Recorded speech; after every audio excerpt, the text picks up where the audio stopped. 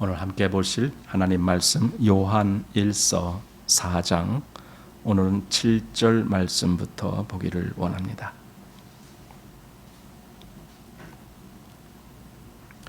끝까지 다 보고 싶은데 일단 우리가 13절 말씀까지만 함께 읽고 보겠습니다.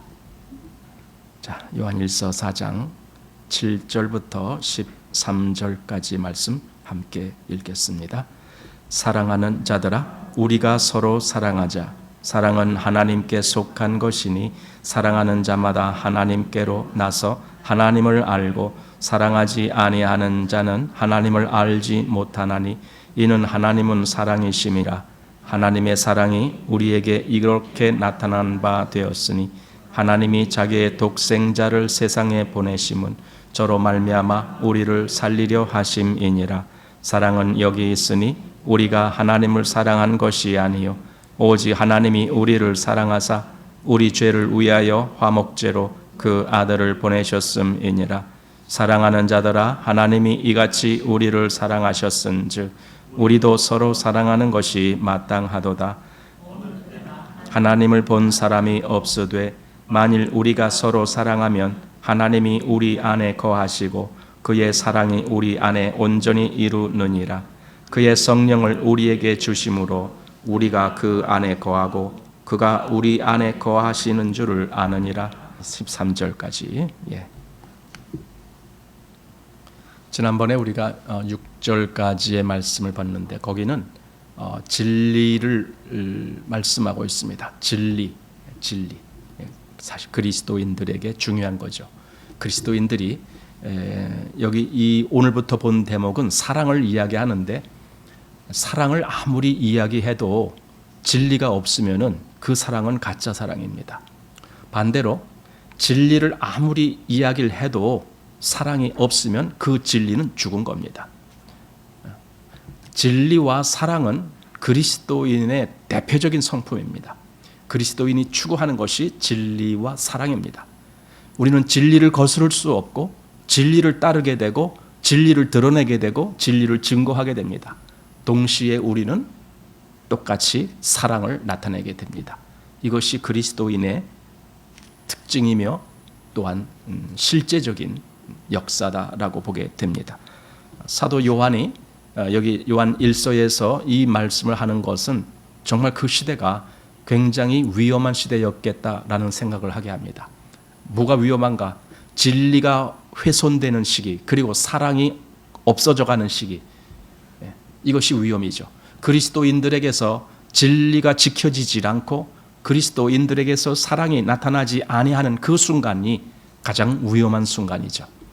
우리 나중에 요한계시록에 보면은 알겠지만은 에베소 교회를 책망할 때 너희 처음 사랑을 버렸느니라.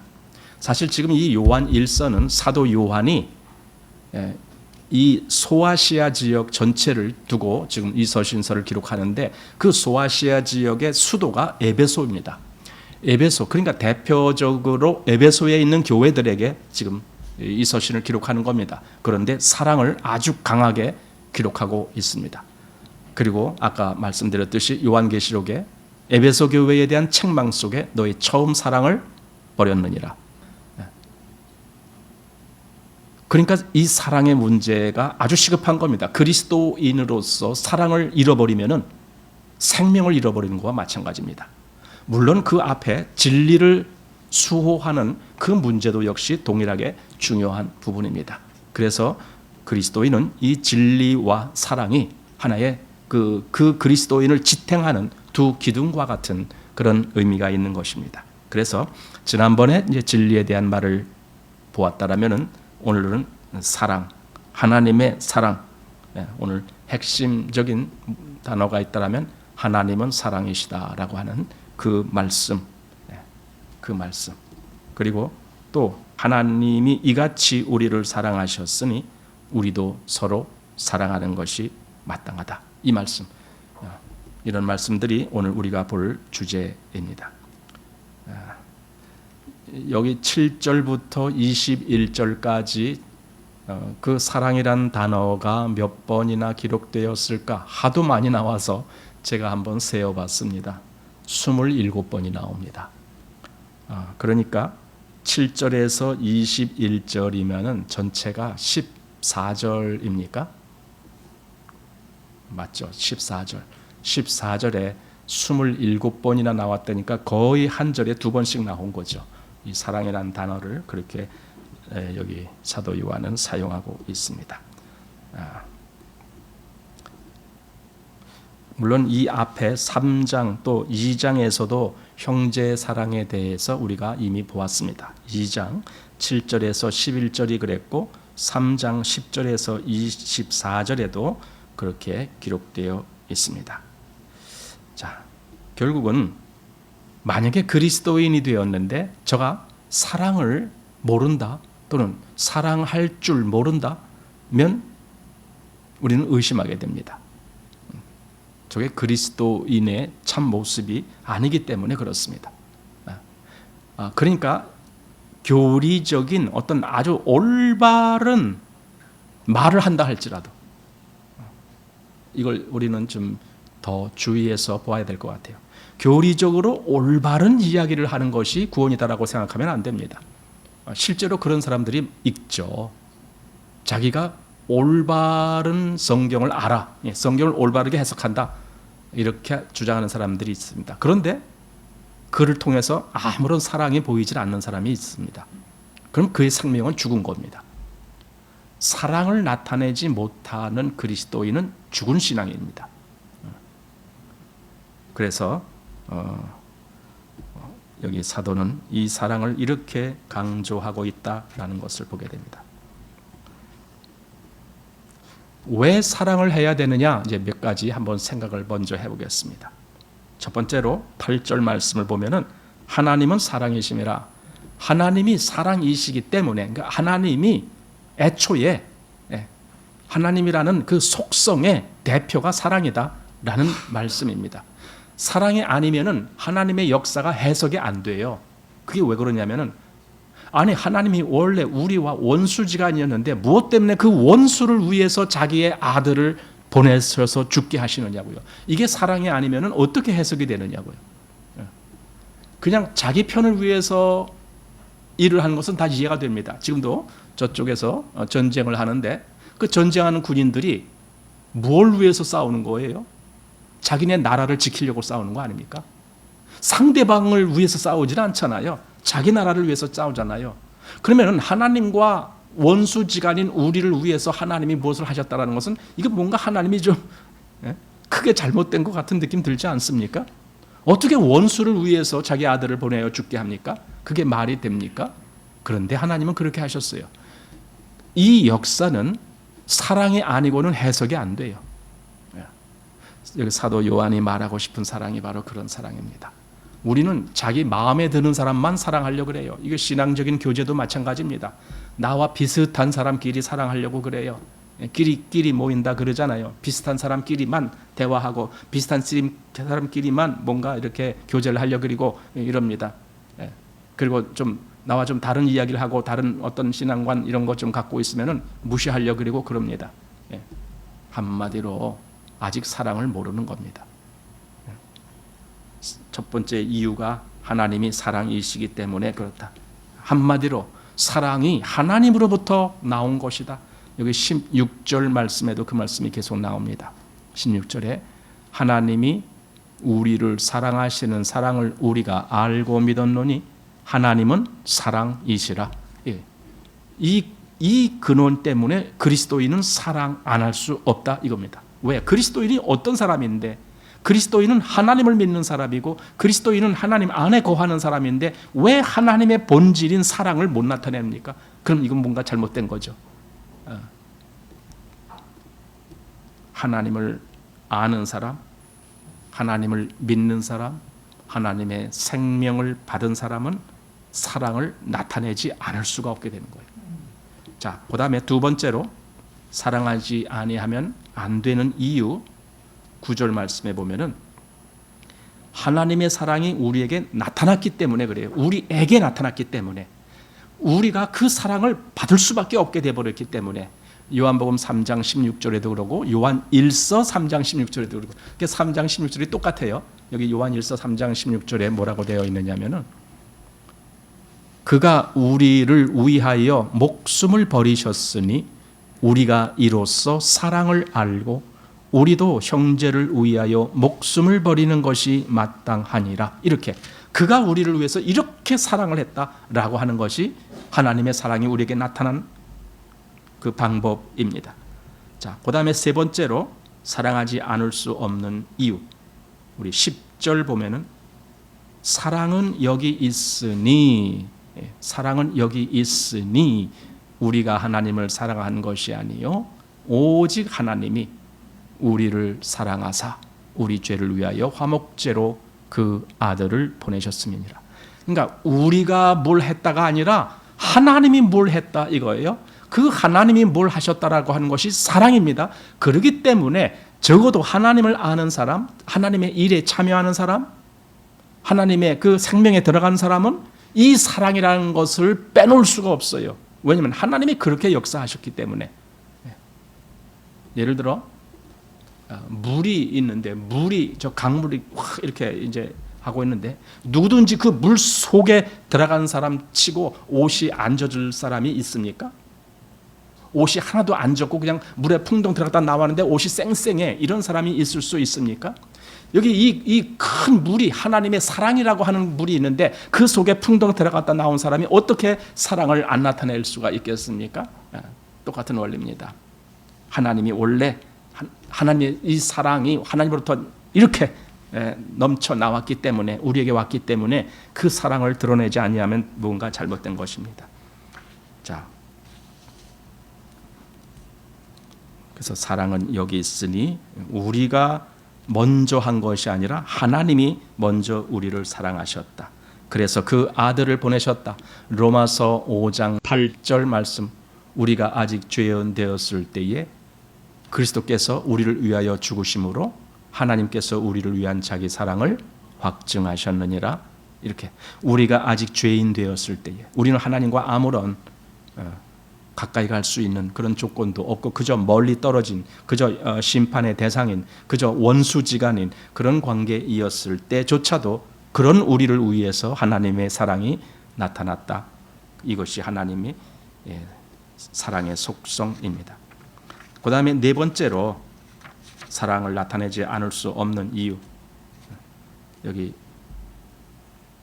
형제를 사랑함으로 사망에서 옮겨 생명으로 들어간 줄 안다. 이건 생명의 문제다라는 겁니다. 사망과 생명의 문제. 사랑은 취사 선택의 문제가 아닙니다. 뭐 그리스도인으로서 뭐 사랑 뭐 좀 안 해도 되고 뭐 이렇게 할 문제가 아닙니다. 왜냐하면 이건 생명의 문제이기 때문에. 여기 3장 14절에 이런 말씀이 있습니다. 우리가 형제를 사랑함으로 사망에서 옮겨 생명으로 들어간 줄을 알거니와 사랑치 아니하는 자는 사망에 거하느니라. 이렇게 결론이 나잖아요. 그러니까 사랑을 나타낼 수 없는 사람은 아직 사망 안에 거하기 때문에 그렇습니다. 이건 말이 필요 없는 겁니다. 내가 더 큰 지식을 알고 있다고 풍성한 무슨 뭐 말씀을 내가 해석할 수 있다고 고린도전서 13장에 뭐라 그랬습니까?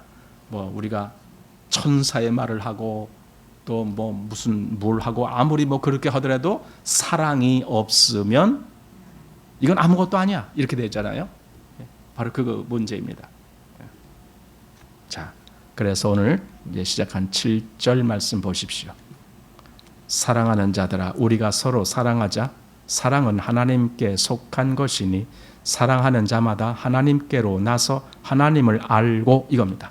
누가 하나님을 아는 자냐? 우리 요한복음 17장에 영생은 유일하신 하나님과 또 그의 보내신 예수 그리스도를 아는 것이나 그랬어요. 하나님을 아는 것, 또 그 아들 예수 그리스도를 아는 것, 그게 영생이다. 그런데 여기서는 누가 하나님을 안다라고 하느냐 했을 때 사랑하는 자가, 사랑하는 자마다 하나님께로서 나서 하나님을 알고 이렇게. 그리고 그 다음 8절에 사랑하지 아니하는 자는 하나님을 알지 못하나니.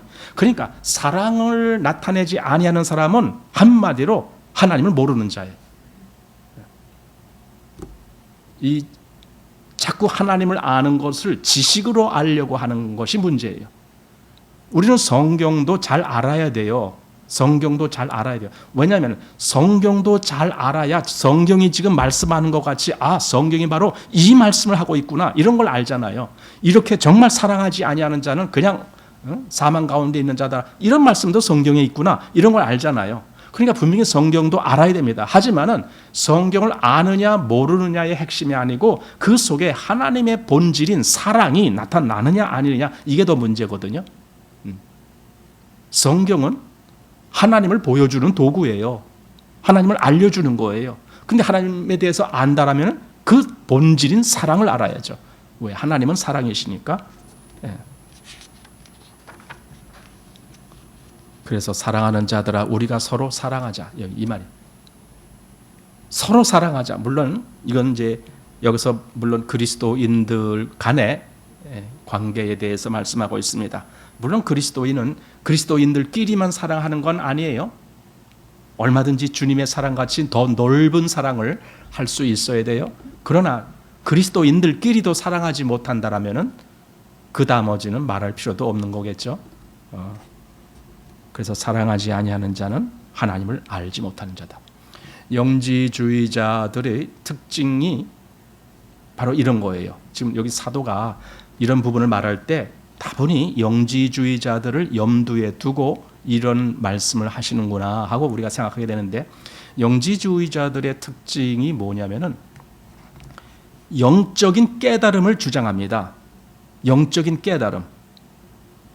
그래서 그 어떤 신령한 깨달음을 갖고 있으면은 생명을 얻은 것이고 구원을 얻은 것이다 이렇게 얘기를 합니다. 근데 그렇게 생각하니까 반대 어떤 모습이 보이냐면, 자기들처럼 그렇게 신령한 뭔가를 깨달았다라고 같이 이렇게 동조해주고 같이 입 맞춰주는 사람이 아니라면 다 무시해버리는 거예요. 저 사람들은 멀었어. 이렇게. 저 사람들은 멀었어. 바로 여기서 사도 요한이 말하는 거예요. 그거 사랑 아니지 않느냐 이거예요. 하나님이 우리를 사랑하실 때는 우리가 죄인 되었을 때 그냥 사랑했어. 근데 영지주의자들의 주장은 자기들처럼 뭔가를 그렇게 영적으로 깨달은 사람을 같이 이렇게 구원받은 사람이다라고 인정하려고 하는 그 마음이 있기 때문에, 그렇다면 그거는 끼리끼리 노는 것이지 무슨 사랑이냐 이거예요. 사랑이 아니다. 그러니까 영지주의자들의 주장이 허구라는 걸 얘기하는 거예요. 왜냐하면 하나님의 사랑의 본질이 그들 속에 없기 때문에 그래요. 하나님의 사랑을 나타내지 못하면 어떻게 하나님을 아는 사람이고 하나님의 생명을 받은 사람이다라고 하겠습니까? 그냥 헛된 겁니다. 그거는. 왜냐하면 하나님은 본래 사랑이시기 때문에, 본래가 사랑이시기 때문에 하나님을 아는 사람은 사랑을 알게 되고 하나님을 아는 사람은 사랑을 나타내게 되고 이렇게 되는 거죠.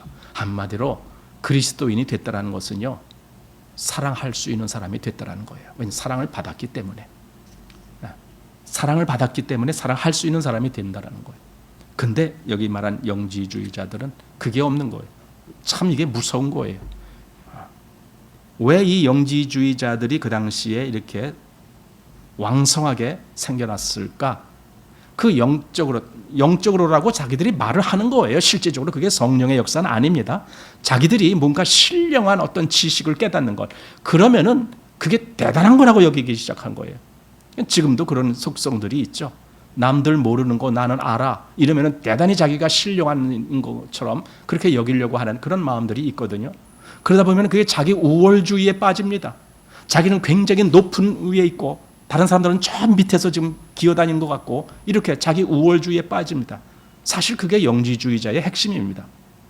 그래서 그들은 자기들만 결국은 구원받은 자다 이렇게 말합니다. 자기들만 구원받은 자다. 자, 다시 여기 사랑하지 아니하는 자는 하나님을 알지도 못한다. 그래서 서로 사랑하자라는 겁니다. 11절에도 사랑하는 자들아 하나님이 이같이 우리를 사랑하셨은즉 우리도 서로 사랑하는 것이 마땅하도다. 서로 사랑하는 것이 마땅하도다. 이렇게. 자, 다시 9절 말씀. 하나님의 사랑이 우리에게 이렇게 나타난 바 되었으니 하나님이 자기의 독생자를 세상에 보내심은 저로 말미암아 우리를 살리려 하심이니라. 사랑의 그 목적이 나오는 거예요. 살리는 거예요. 죽은 자를 데려다 놓고 뭘 하는 게 가장 의미 있는 것입니까? 살리는 거죠. 근데 뭘 어떻게 해서 어떻게 하는 것이 살아나는 것이냐? 이런 부분에 대해서 더 좀 이야기를 해야 될 것 같습니다. 우리는 성경에서 그런 것들을 좀 보아야 될 것 같습니다. 사실은요, 그 사랑이 저 살리는 역사를 하기 위해서 여기 하나님이 뭘 어떻게 하셨단 말입니까? 했을 때 하나님이 자기 독생자를 보내서 결국은 죽음의 길을 가게 했다. 그겁니다. 하나님이 자기가 대신 죽음의 길을 간 거예요. 왜? 살리시기 위해서. 저들을 살리려고. 이게 사랑의 핵심입니다. 즉 사랑의 본질 속에는 자기 희생이라는 것이 있습니다. 그래서 제가 가끔 말씀드리는 거지만 자기 손해 안 보려고만 하는 사람들, 그러니까 인생을 그렇게 설정한 거예요. 나는 절대 손해 안 봐. 나는 절대 다른 사람에게 손해 안 봐. 내가 이기면 이겼지 난 절대 안 져. 이런 인생을 설정한 사람은 사랑을 모르는 사람이에요. 왜냐하면 사랑은요 희생이에요. 희생. 하나님이 우리를 위해서 자기 목숨을 버리셨듯이 우리도 형제를 위해서 목숨을 버리는 것이 마땅하다. 이 앞에 이미 나왔습니다. 이게 마땅하다. 자기 희생입니다. 자기만 모든 이득, 기득권을 다 차지하겠다. 이건 사랑 아니잖아요. 사랑은 자기를 오히려 남을 위해서 사용하는 거죠. 그래서 그리스도인의 삶을 좌우하는 그 전체를 관장하는 것이 사랑이라는 이 단어입니다. 과연 그리스도인으로서 나는 사랑을 나타내는 자인가? 사랑을 나타내는 자인가? 그리스도의 그 강권하는 사랑이 내게 있는가? 사도 바울이 고백한 거 그대로 그리스도의 사랑이 우리를 강권한다 한 것처럼 그리스도인의 삶이 바로 이런 사랑 나타내는 겁니다. 그래서 그걸 더욱 드러내기를 갈망하게 되는 것이 사랑입니다. 자, 10절 말씀. 사랑은 여기 있으니 우리가 하나님을 사랑한 것이 아니요 오직 하나님이 우리를 사랑하사 우리 죄를 위하여 화목제로 그 아들을 보내셨음이니라 하고 11절 사랑하는 자들아 하나님이 이같이 우리를 사랑하셨은즉 우리도 서로 사랑하는 것이 마땅하도다. 마땅하다. 한마디로 이건 바뀔 수 없는 문제다. 그리스도인이라면 우리가 서로 사랑하는 것은 이건 바꿔지지 않는 거다. 이건 당연한 것이다. 이렇게 아주 선포를 하고 있습니다. 자, 12절입니다. 어느 때나 하나님을 본 사람이 없으되 만일 우리가 서로 사랑하면 하나님이 우리 안에 거하시고 그의 사랑이 우리 안에 온전히 이루느니라. 자, 이제 하나님을 본 사람이 없다. 이제 이 말을 좀 우리가 의미 있게 보아야 됩니다. 자, 하나님을 본 사람이 없으면은 도대체 그럼 하나님이 어떻게 생기셨어? 말할 수 없는 거잖아요. 하나님이 어떤 분이야? 이것도 잘 말할 수가 없는 거예요. 왜냐하면 아무도 못 봤으니까. 그러면 아무도 못 봤기 때문에 하나님을 모르느냐 이거예요. 하나님을 알 수가 없느냐 이거예요. 그렇지 않다 이거예요. 하나님을 나타낼 수 있는 그 길이 사랑이라는 거다. 예수님이 요한복음 14장 9절에서 나를 본 자는 아버지를 보았거늘 어찌하여 아버지를 보이라 하느냐 이렇게 말씀하신 대목이 있습니다. 그럼 예수님이 나를 본 자는 그럼 예수님이 뭐예요? 도대체 예수님을 볼 때 뭐가 보여야 됩니까? 하나님이 세상을 사랑하셔서 보내셨구나 이 독생자를. 그럼 그 예수님을 보는 순간에 하나님의 사랑이 보여야 되는 거예요. 저분은 하나님의 사랑으로 오신 분이야. 왜냐하면 하나님이 그렇게 하셨으니까. 나를 본 자는 아버지를 보았거늘. 자, 그래서 하나님을 말씀한다. 우리가 하나님이 어떤 분이냐라는 것을 말하는 게 이게 참 어려운 부분인데, 그런데 만약에 그리스도인이 정말 하나님의 이 사랑을 알고 사랑을 나타내고 있다면 거기서 하나님이 나타나고 있는 거예요. 바로 이게 하나님을 보는 역사나 마찬가지다라는 거죠. 그래서 어느 때나 하나님을 보는 사람이 없으되 만일 우리가 서로 사랑하면, 즉 우리가 정말 사랑을 서로 나누는 그런 모습이 보인다라면 하나님이 우리 안에 거하시고 또 그의 사랑이 우리 안에서 온전히 이루느니라, 이렇게 말씀합니다. 요한복음 1장 18절에는 거기는 그랬죠. 본래 하나님을 본 사람이 없으되 아버지 품속에 있는 독생하신 하나님이 나타내셨느니라. 그러니까 하나님을 아무도 못 봤지만은 그 독생자께서 하나님을 나타냈다, 이렇게 말하는 거예요. 그럼 지금도 똑같습니다. 지금도 아무도 하나님을 본 사람이 없지만 그리스도인들이 그 하나님의 사랑을 나타냄으로 인해서 하나님을 드러내는 겁니다. 그러면은 하나님을 나타내고 하나님을 알게 되고 이렇게 만드는 거죠. 그 역할을 하는 것이 그리스도인입니다. 사도행전 16장에 보면은 그 빌립보 지역에 바울과 실라가 전도하러 갔는데 갑자기 그들이 붙잡혀 감옥에 들어가는 사건이 발생합니다. 보세요. 난 그 생각을 하면 여러분들 다 아시지만은, 아니 우리가 복음 전도를 하고 있었어요. 그런데 우리가 갑자기 붙잡혀 갖고 감옥에 들어갔어요. 그러면은 우리 생각에는 이게 보통 억울한 일입니까? 너무 억울한 일이에요. 이건 보통 억울한 일이 아니에요. 아니 무슨 뭐 도둑질을 했거나 무슨 뭐 잘못을 하고 감옥에 간다면 괜찮아요. 전혀 감옥에 갈 일을 하지 않았음에도 불구하고 감옥에다 쳐넣었어요, 우리를. 그러면 우리는 속으로 무슨 생각을 하고 어떤 느낌이 올까요? 그냥 막 이렇게 막 울그락불그락 할 수도 있고 막 씩씩거리기도 할 수도 있고, 내가 가만히 있는가 봐라 이럴 수도 있고, 하여튼 뭐 여러 가지 생각. 그다음에 또 이제 하나님을 향해서, 아니 하나님 도대체 하나님 이럴 수가 있어요? 막 이럴 수도 있고 막 그래요. 그런데 바울과 실라가 감옥에서 뭐 했다고요? 그렇죠. 하나님을 찬미하고 기도를 하고 그랬어요.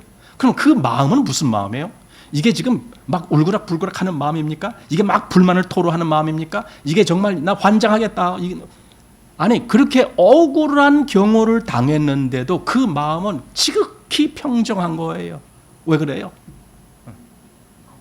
하나님의 사랑이 그를, 사도 바울이 늘 고백한 것처럼 나를 강권하는 그런 사랑을 느끼고 있기 때문에, 사랑의 자극이 우리의 마음을 자극하는 거예요. 그러면은 저 원수질 어떤 일이 있더라도 전혀 그것에 대해서 내 마음이 막 이렇게 감정적으로 상해갖고 막 분하고 막 원통하고 막 이런 걸 말할 필요가 없는 거예요. 그냥 하나님을 찬송한다는 것은 감사하다라는 뜻이에요.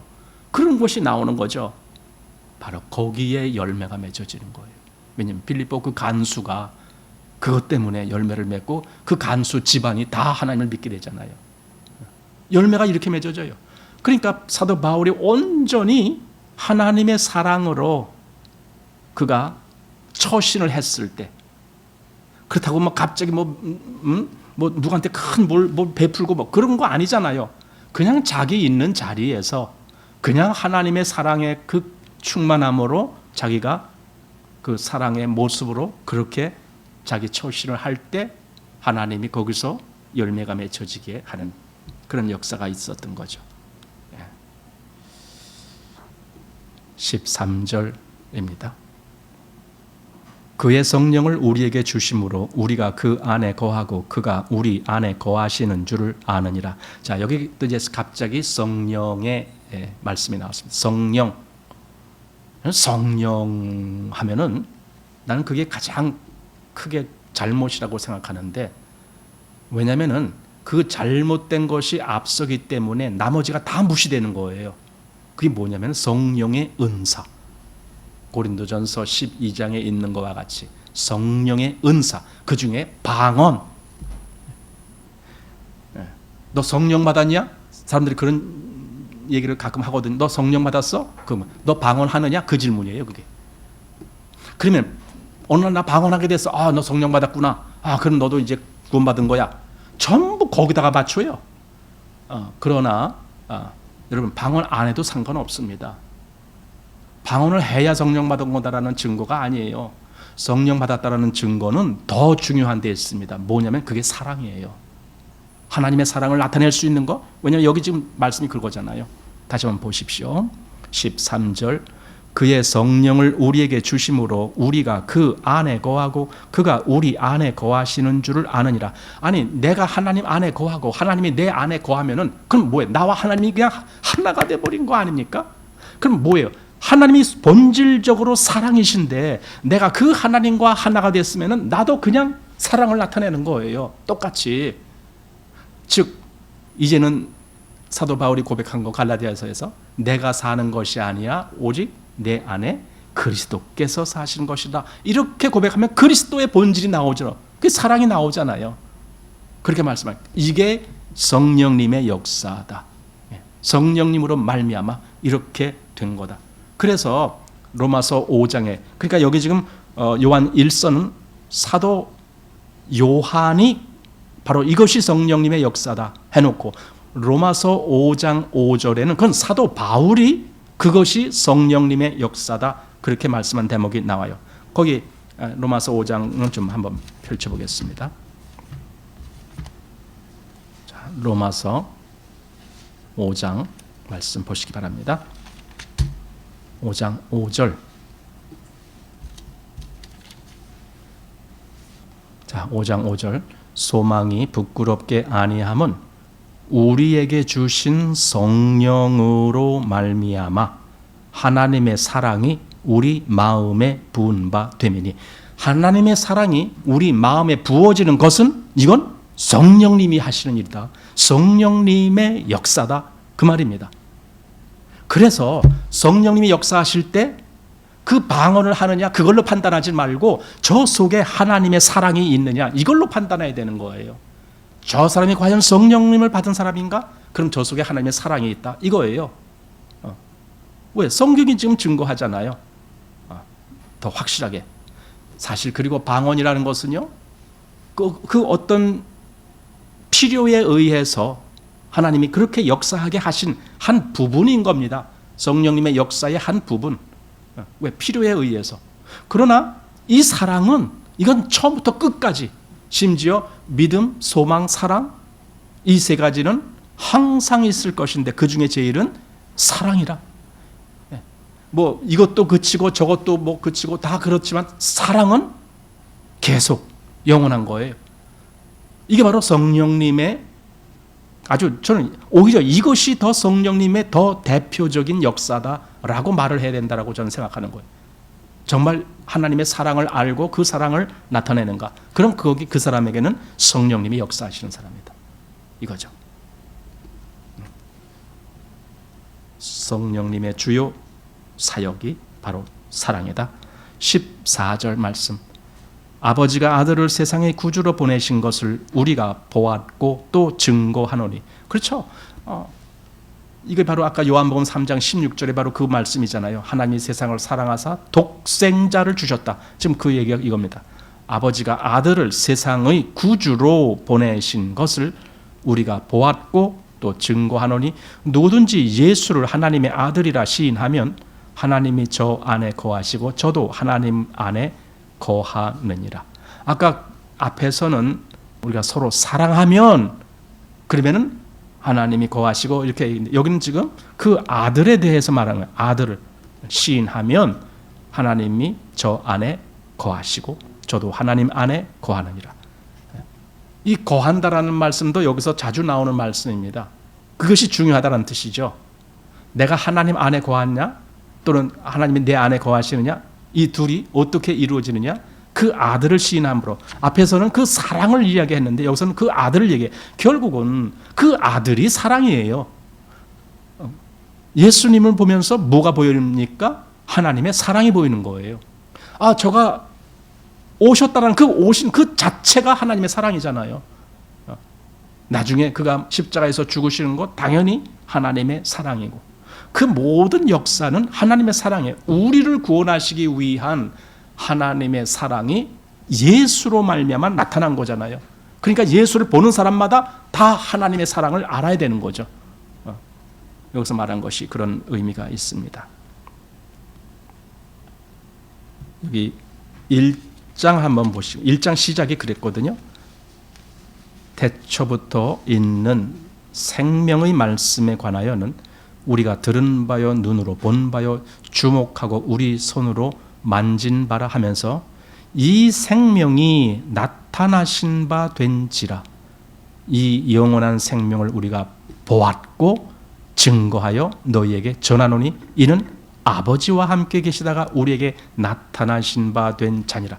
즉 아버지와 함께 계시다가 우리에게 오셨어. 그게 하나님의 사랑이거든요. 그러니까 그리스도를 보는 사람은 하나님의 사랑을 보는 거예요. 그렇게 해석하지 아니하면은 예수님을 이상하게 보는 거예요.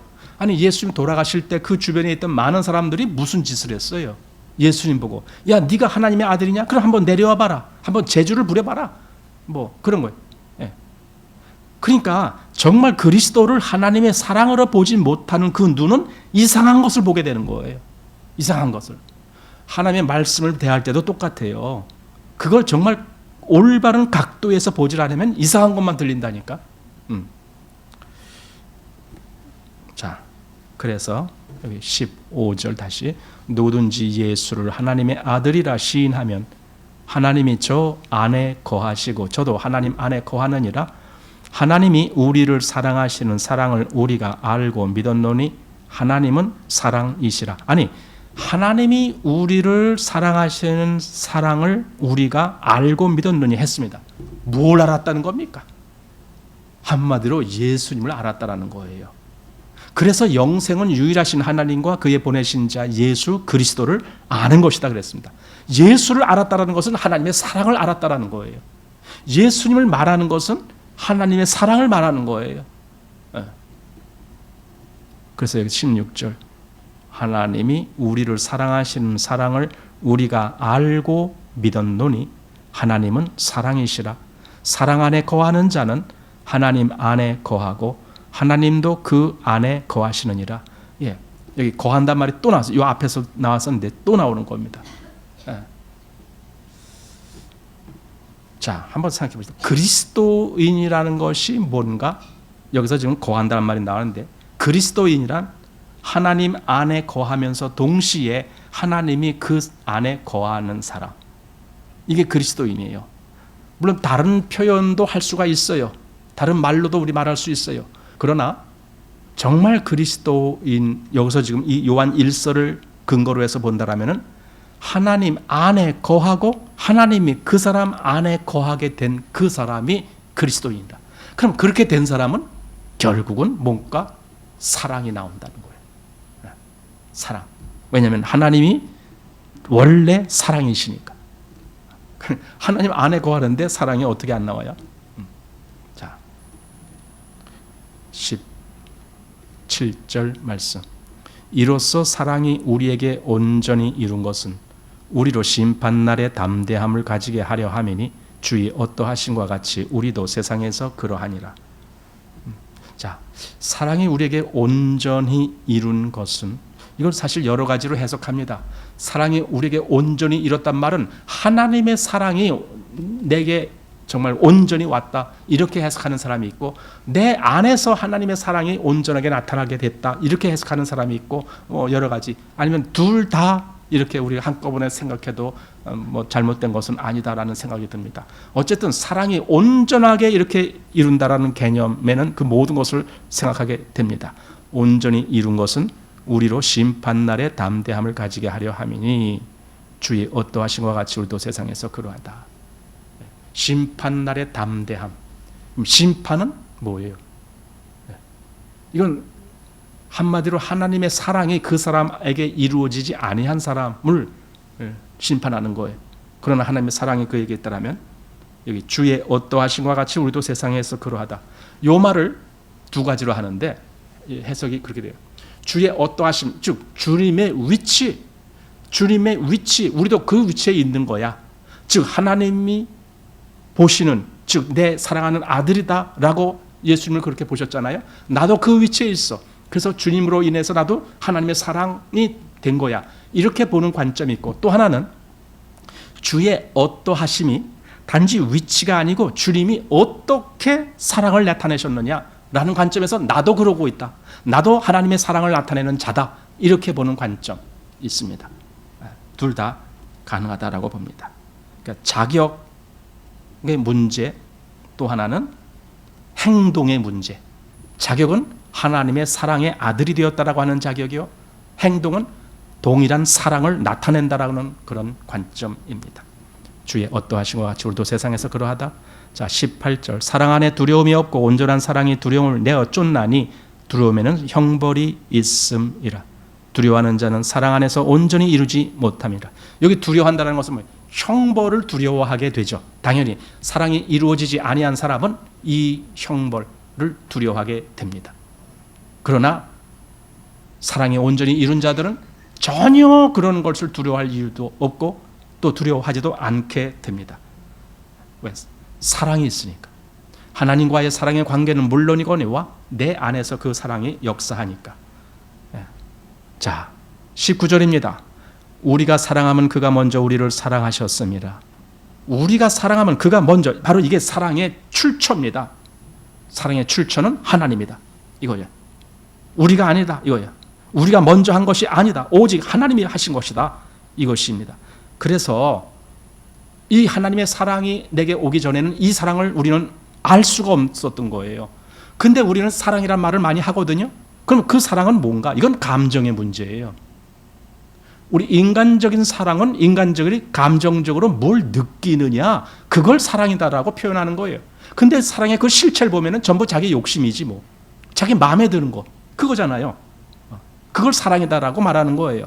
아, 내가 보니까 멋있어. 아, 내가 보니까 사랑스러워. 아, 내가 보니까 뭐 좋아. 그리고 사랑이다라고 말하는, 이거 감정의 문제입니다. 물론 그 감정도 다 나쁜 거다, 그러는 게 아니에요.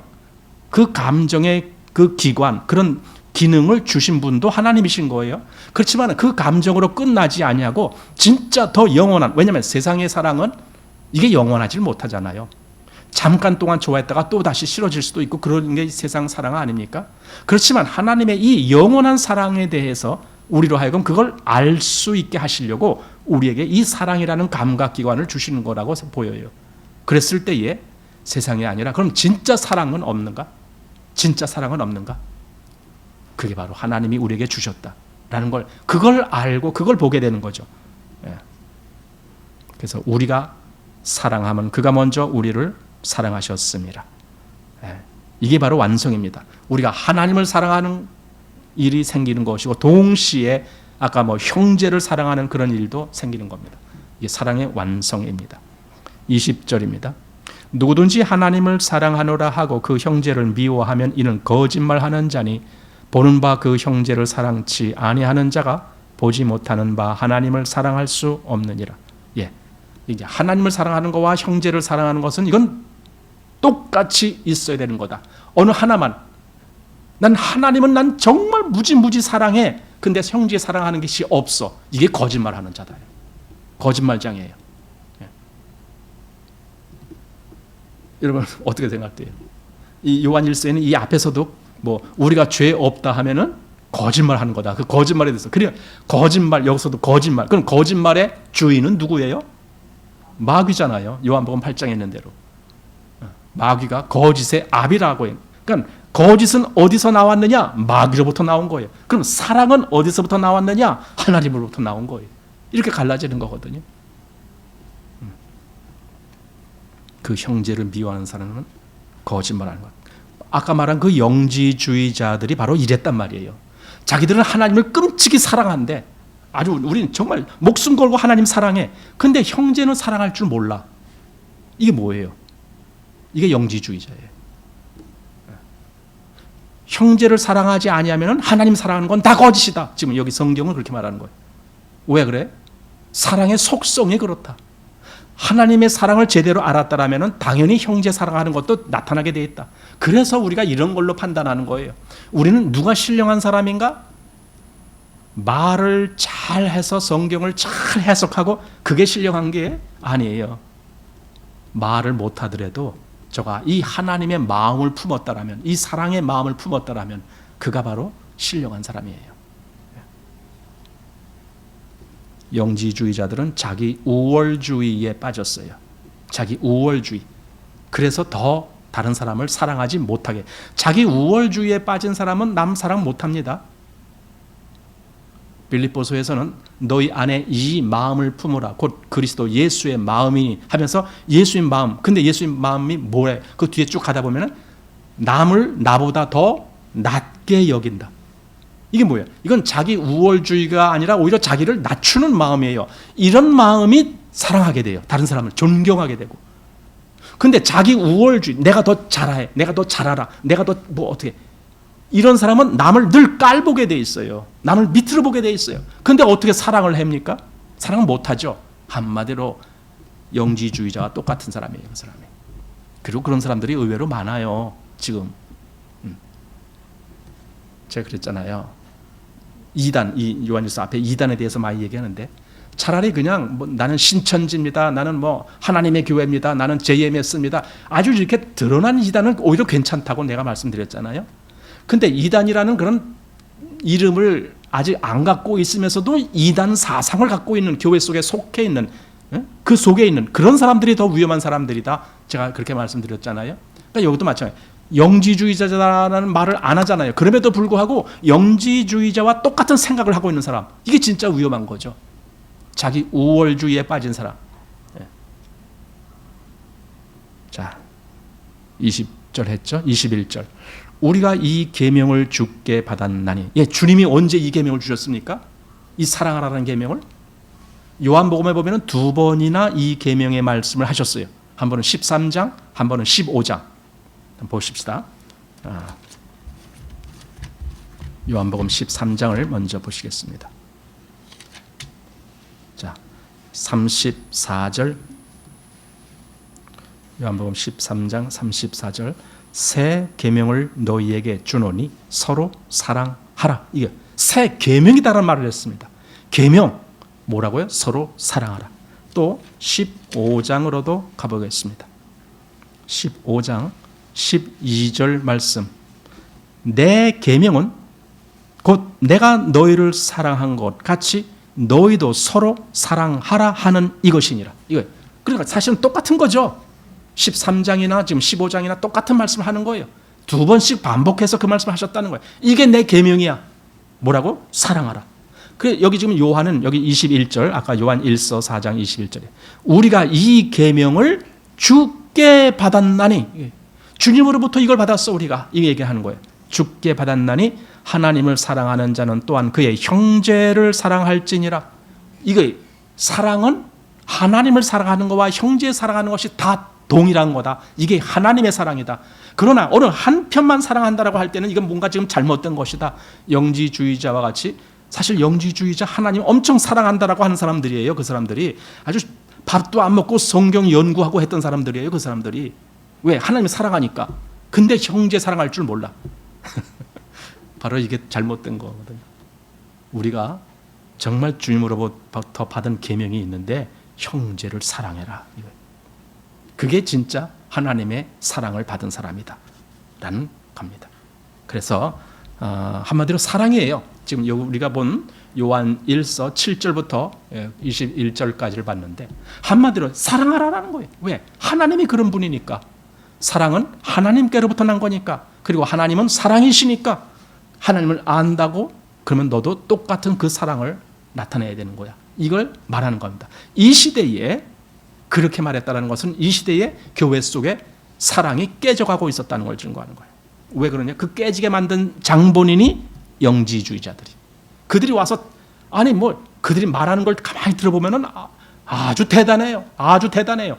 말을 대단한 말들을 해요. 그러니까 사람들이 거기 푹 빠지는 거야. 한번 와서 누가 한번 설교해 보세요. 그러면 야, 저 사람 대단하다, 대단하다 이렇게 다 끌려가게 돼요. 예. 기가 막히게 설교를 하니까요. 예. 그러면은 어떻게 사람들이 나도 저거 서로 그거 아는 거기만 푹 빠지는 거예요. 나도 저거 알아야지, 나도 저거 알아야지 이렇게. 뭐 신령한 것이 이런 거구나. 성경을 이렇게 해석한 거구나. 거기에 마음이 푹 빠져요. 형제에 대해서는 아무 관심도 없어요. 아니 관심이 없어. 그럼 뭐예요? 무슨 사랑이에요 그게? 아무 사랑이 아니죠. 바로 그런 잘못이 이때 있었는데 지금도 그렇다는 거죠. 하나님을 안다고요? 그럼 진짜 그 사랑을 아는 거예요. 하나님이 내 안에 거하시고 나도 하나님 안에 거한다고요? 그럼 그 사람 진짜 사랑하는 사람이에요. 주님을 안다고요? 예, 그 사람 하나님의 사랑을 아는 사람이에요. 모든 해석이 사랑으로 해석이 돼요. 이것이 기독교예요. 왜냐하면 하나님이 본질적으로 사랑이시니까. 그래서 하나님을 안다고요? 그럼 당연히 사랑을 하는 사람이 됩니다. 난 우리가 이 부분을 더 배웠으면 좋겠습니다. 자, 4장 이렇게 마치겠습니다.